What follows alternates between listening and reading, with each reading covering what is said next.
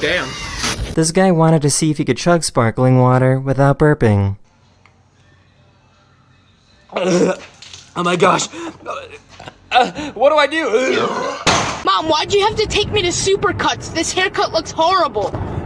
I had a coupon. You look good, honey. Let's go. Alright, what do you want? Can I get a bunch of fries and a McFlurry?